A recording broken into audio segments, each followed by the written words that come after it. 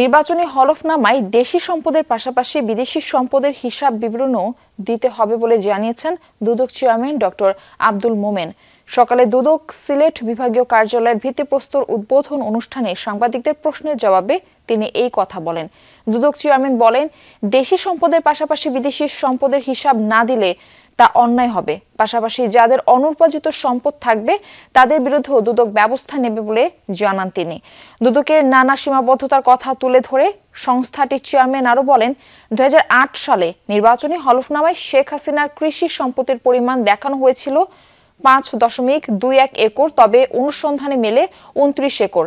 সে সময় দুদক সেটি তদন্ত করে বের করলেও ব্যবস্থা নেওয়া যায়নি। পরে কবি নজরুল অডিটোরিয়ামে গণশুনানিতে অংশ নেন দুদক চেয়ারম্যান। সাধারণ মানুষ বিভিন্ন হয়রানির অভিযোগ উপস্থাপন করেন, সেগুলোর বিষয়ে ব্যবস্থা নেওয়ার কথা জানান ডক্টর আব্দুল মোমেন। শুনানিতে জেলা প্রশাসক মোহাম্মদ সারওয়ার আলম সহ অনেকে উপস্থিত ছিলেন।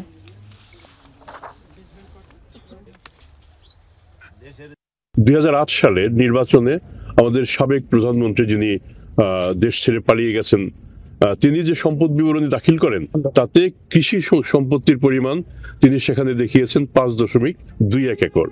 আর আমরা যখন অনুসন্ধান করতে যাই আমরা পেয়ে যাই 29 একর। সেই নমিনেশনটা বাতিল হয় নাই। বাতিল না হয়ে তিনি এমপি নির্বাচিত হন, প্রধানমন্ত্রী হন। আমাদের এখানে এমন সব ঘটনা ঘটে, এমন সব দুর্নীতি হয় যেটা আসলে ভাবা যায় না, যে একটা দেশের নেতৃবৃন্দ, আমলাতন্ত্র, সরকারি বেসরকারি লোকজন মিলে দেশের সমস্ত ব্যাংক ব্যবস্থাকে লুটপাট করে দিয়ে মেহনতি মানুষের পরিশ্রমের অর্থকে দেশের বাইরে পাচার করে দিয়ে আসে। এর চেয়ে দুর্ভাগ্যবান জাতি কোথাও আছে বলে আমার জানা নেই। সিরাজগঞ্জের উল্লাপাড়া মোমেনা আলী বিজ্ঞান স্কুল থেকে গত 13 বছরে 23 কোটি টাকা লুটের অভিযোগ উঠেছে সাবেক 2 প্রধান শিক্ষকের বিরুদ্ধে। স্কুলের হিসাব অনুযায়ী 2011 সাল থেকে 2024 জুন পর্যন্ত 22 কোটি 83 লাখ 45 হাজার টাকা স্কুল অ্যাকাউন্টে উদ্ধৃত থাকার কথা। তবে এখন স্কুলের সকল অ্যাকাউন্টই শূন্য। অভিযুক্তরা দিয়েছেন নানা অজুহাত। সব অভিযোগ খতিয়ে দেখে ব্যবস্থা নেওয়ার আশ্বাস প্রশাসনের। সিরাজগঞ্জের উল্লাপাড়া মোমেনা আলী বিজ্ঞান স্কুল 2002 সালে প্রতিষ্ঠিত বিদ্যালয়টির প্রথম 1 দশক নিয়মমাফিক চললেও এরপর থেকে মুদ্রার উল্টো পিঠে চলে হরির লুট। 2011 সালে প্রতিষ্ঠাকালীন প্রধান শিক্ষকের অবসরের পর নিয়মের বাইরে গিয়ে প্রধান শিক্ষক হন নন এমপিওভুক্ত সহকারী শিক্ষক আব্দুল মজিদ। বর্তমান শিক্ষকদের অভিযোগ, আওয়ামী লীগ সরকারের পৃষ্ঠপোষকতায় এই পদ পান তিনি। যোগ দেওয়ার পর স্কুলের নিয়মেও পরিবর্তন আনা হয়। ভর্তি ফি 400 থেকে 1000 টাকা নেওয়ার কথা থাকলেও নেওয়া হয় 6 থেকে 10,000 টাকা। এছাড়া 75 থেকে 325 টাকা পর্যন্ত বেতন নেওয়ার বিধান থাকলেও নেওয়া হয় 3 গুণ। 2016 সালে আব্দুল মজিদকে অব্যাহতি দেওয়ার পর রফিকুল ইসলামকে দায়িত্ব দেওয়া হলেও চলতে থাকে এই চক্র। দুজন হেডমাস্টারের কারণে, তাদের টানাটানির কারণে, তাদের দুর্নীতির কারণে এই প্রতিষ্ঠানটা পিছিয়ে গেছে। আব্দুল মজিদ যে হেডমাস্টার ছিলেন, উনি আসে এককালীন এসে 73 লাখ টাকা তিনি 3 দফায় তিনি 73 লাখ টাকা উত্তোলন করেছেন। যে পরিমাণে এই প্রতিষ্ঠানটির আয় আমরা করে থাকি তা দিয়ে এমন কয়েকটি প্রতিষ্ঠান করা সম্ভব।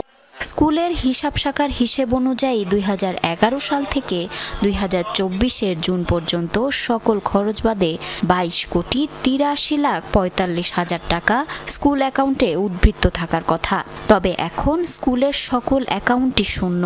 এই টাকার হদিস জানেন না বর্তমানে কর্মরত কেউই।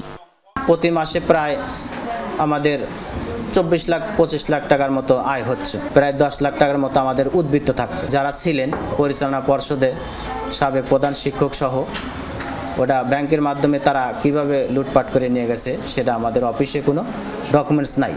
এ বিষয়ে প্রশ্ন করা হলে অভিযুক্ত 2 শিক্ষকই দেন নানান অজুহাত। বলেন এর সাথে জড়িত ছিলেন আরো অনেকে। 11 কোটি টাকা জেলে আছে রকিব সাহেব। এই টিচারদের মধ্যে 2 জন জড়িত, যার জন্য এটা তদন্ত করতে গিয়ে তো তাদের মধ্যে অস্থিরতা বিরাজ করছে। তার টাকাটা নিয়ে আর উজ্জ্বল নিয়ে গেছে, মিটুর হাত থেকে উজ্জ্বল নিছে। উজ্জ্বল 2.5 লাখ করে, হ্যাঁ 50,000 উজ্জ্বল নিছে। আর এরাও তাই নিছে। সন্টু, খালি এদের কথা বলেন কেন?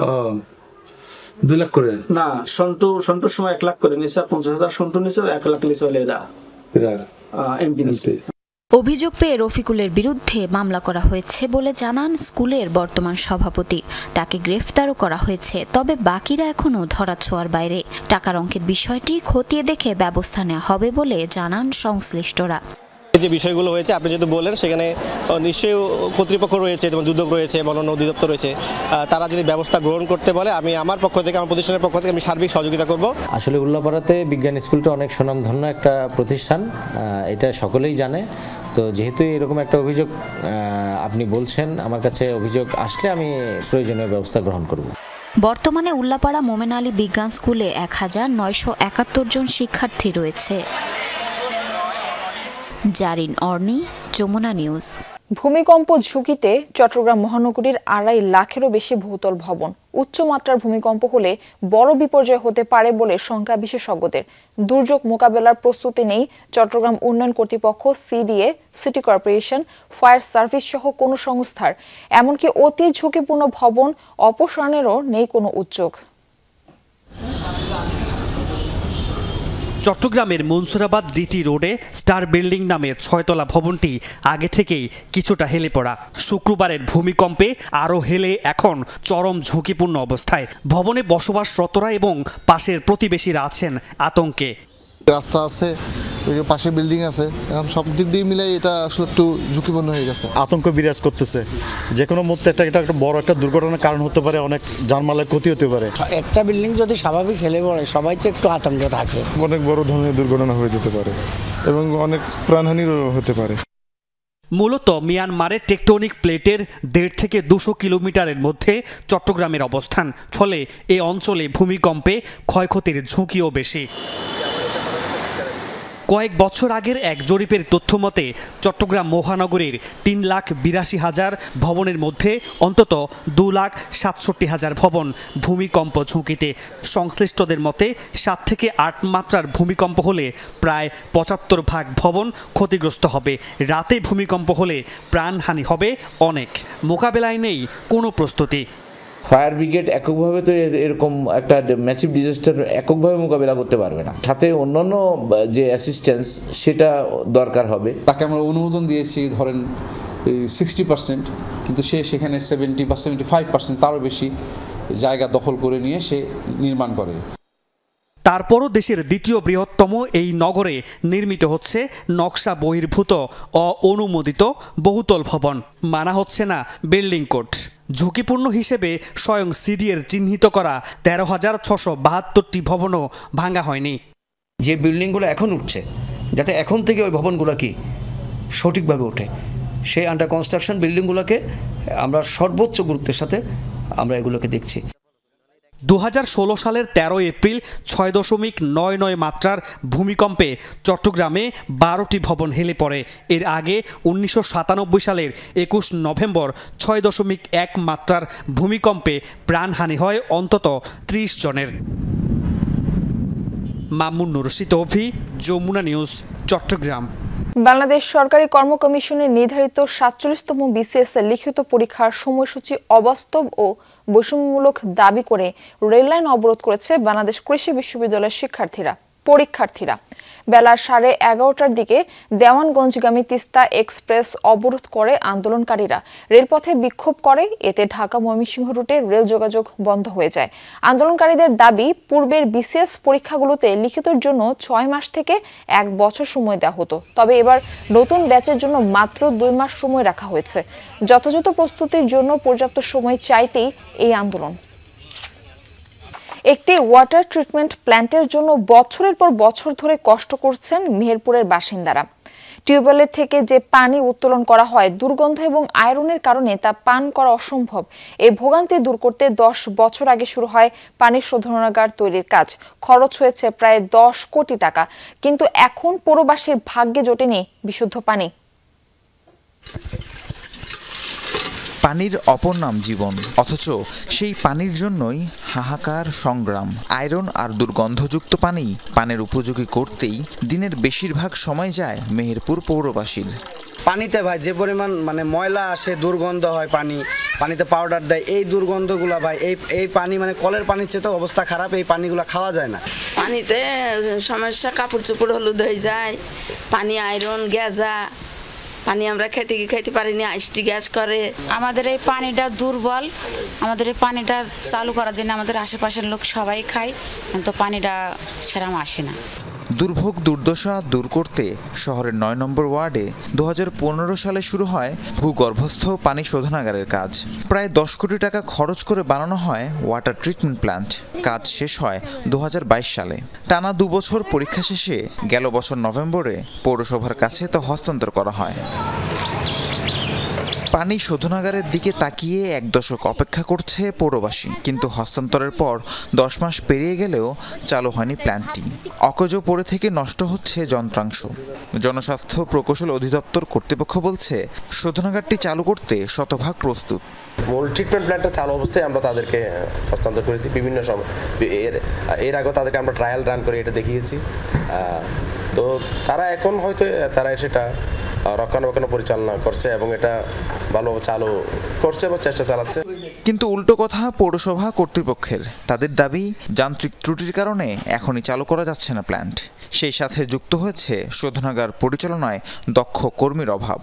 পানির যে প্রেশার, পানির যে চাপ, 10 ইঞ্চি পাইপলাইন, সেই 10 ইঞ্চি পাইপলাইনের প্রেশার নিতে পারছে না। কিন্তু আমার অন্যান্য পাইপলাইন তো অলরেডি ব্লক হয়ে গেছে, 50% বলা যায় ব্লক হয়ে গেছে। যখনই আমরা প্রেশার দিচ্ছি তখন বিভিন্ন জায়গায় লিক হচ্ছে, পানি মিস হয়ে যাচ্ছে, পানি সাপ্লাই দিতে পারছে না। মেহেরপুর পৌরসভায় প্রায় ১ লাখ মানুষের বসবাস। রাহিম সারোয়ার, যমুনা নিউজ।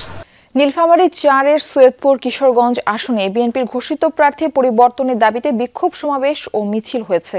এই আসনের সাবেক উপজেলা চেয়ারম্যান ও বিএনপির তরুণ নেতা রিয়াদ আরফান রানাকে মনোনয়ন দেওয়ার দাবি জানিয়েছেন তারা। কিশোরগঞ্জ উপজেলায় মিছিল ও সমাবেশ করে বিএনপির একাংশের নেতা ও সমর্থকরা। সেখানে বিক্ষোভ সমাবেশে নেতাকর্মী সহ সাধারণ মানুষ নীলফামারীর ৪ আসনে বিএনপি ঘোষিত প্রার্থী পরিবর্তনের দাবি জানায়। না হলে আসনটিতে বিএনপির পরাজয় অনিবার্য বলে ক্ষোভ জানায় তারা। মনোনয়ন প্রত্যাশী বিএনপি নেতা রিয়াদ আরফান রানা বলেন, সবশেষ উপজেলা নির্বাচনে বিপুল ভোটে বিজয়ী হয়েছিলাম। জাতীয় নির্বাচনের মনোনয়ন পেলে বিএনপিকে আসনটি উপহার দিতে পারবো। একসময় দেশীয় মাছে ভরপুর ছিল ব্রাহ্মণবাড়িয়ার তিতাস নদী, তবে এখন জেলেদের জালে হাহাকার। দখল, দূষণ আর নিষিদ্ধ জালের ব্যবহারে হারিয়ে যেতে বসেছে অসংখ্য প্রজাতির মাছ। প্রতিবেশী দেশ থেকেও বয়ে আসছে দূষিত পানি। নদীর উপর নির্ভরশীল মানুষগুলোর দুর্দশা দেখার যেন কেউ নেই। কুলজোড়া জল, বুক ভরা ঢেউ, প্রাণ ভরা উচ্ছ্বাস, স্বপ্নের ছন্দে বহমান এক নদী। অমর কথাশিল্পী অদ্বৈত মল্লবর্মণের লেখনীতে ছিল তিতাসের এমন রূপ। ছিল জেলেদের জীবনযুদ্ধ, তবে তিতাসের সেই ভরা যৌবন এখন অতীত। মালোপাড়ার জেলেরাও স্বস্তিতে নেই। দেশের দক্ষিণ পূর্বাংশে বহমান তিতাসের উৎপত্তি মেঘনা নদী থেকে। ব্রাহ্মণবাড়িয়ার বেশিরভাগ উপজেলা এই নদীর সাথে সংযুক্ত। এই অঞ্চলের জেলেদের সাথে তিতাসের সখ্যতা বহুকালের। একসময় দেশি মাছে ভরপুর ছিল মিঠা পানির এই নদী, তবে এখন ভরা মৌসুমেও নদীতে দেশীয় মাছের আকাল দেখা দিয়েছে। বাপদাদার পেশা ছাড়তে বাধ্য হচ্ছেন কেউ কেউ। এই মাছ ধরা পড়ে না, জবর নাই, আফের তাছাড়া সর ফিরে গেছে, সব কিছু ধ্বংস হয়ে গেছে তিতাস নদী, যেটা আমরা বাপদাদার ঐতিহ্য জিনিস। এরপরও তার কাছে গিয়ে আমরা গেছিলাম, এটা জিনিস আমরা গিয়ে হারাতাম পারি না। আগে আপনার সব জাতের মাছ আছে নদীর পানিতে, তো আর কদিন পর আমরা গোসলই করুন যেত না। এই যে ময়লা পানিটা যাই আর পলিটিং নিয়ে গেলে যাই, কুলে কাটছাই। ভারতের ত্রিপুরা রাজ্যের আগরতলা থেকে ব্রাহ্মণবাড়িয়ার আখাউড়ার কালন্দি খাল দিয়ে তিতাস নদীতে মিশে যাচ্ছে আবর্জনাযুক্ত কালো পানি। দখল, দূষণ, কলকারখানা আর বাসাবাড়ির বর্জ্যও গিয়ে পড়ছে নদীতে। দূষিত পানিতে মারা যাচ্ছে রেণুপোনা। তার উপর নিষিদ্ধ জাল আর ইলেকট্রিক শক দিয়ে মাছ ধরছে কিছু অসাধু জেলে। আমার বয়স যখন 16 ছিল তখন তো মাছ, প্রচুর মাছ ছিল। যে মধ্যে আমরা জাল পাইছি এর মধ্যে মাছ পাইছি। সন্ধ্যাবেলা যাই, আমরা রাতে সকালবেলা আইলে মনে হয় 600-700 টাকা, 2700 টাকা, 1000 টাকা পাওয়া যায়। বিভিন্ন জাতের মাছ, গুড়াগাড়া মাছ পাইতাম। ওখানে এইগুলি মাছ আপনার ওই শর্ট বাড়িয়া, এরপরে লিং জাল বাড়িয়া, এইগুলি মাছ আর মারুন যায় না। তিতাসে ভেসে বেড়ানো প্রায় 60 প্রজাতির মাছ এখন বিলুপ্তির পথে। জেলা মৎস্য কর্মকর্তা জানান, অবৈধ জাল ব্যবহার বন্ধে প্রশাসনের অভিযান অব্যাহত। প্রজননের যদি বাধা সৃষ্টি হয় তখন সেই ছোট ছোট যে রেণু বা ডিমগুলো এগুলো নষ্ট হয়ে যাচ্ছে, তো এগুলো না টিকলে তো মাছ বড় হওয়ার সুযোগ নেই। রিং জাল এটা ক্ষতিকর জাল, মৎস্যায়নে এটা নিষিদ্ধ, এই জাল দিয়ে মাছ ধরার কোনো সুযোগ নেই। পাশাপাশি ইলেকট্রিক শক দিয়ে মৎস্য আইনের মৎস্য সংরক্ষণ আইন 1950-এর 3 ধারায় কোনোভাবেই ইলেকট্রিক শক দিয়ে মাছ ধরার কোনো সুযোগ নেই। যারা করবে তাদের বিরুদ্ধে আমরা আইনগত ব্যবস্থা নেব। সাবরিনা লিজা, যমুনা নিউজ।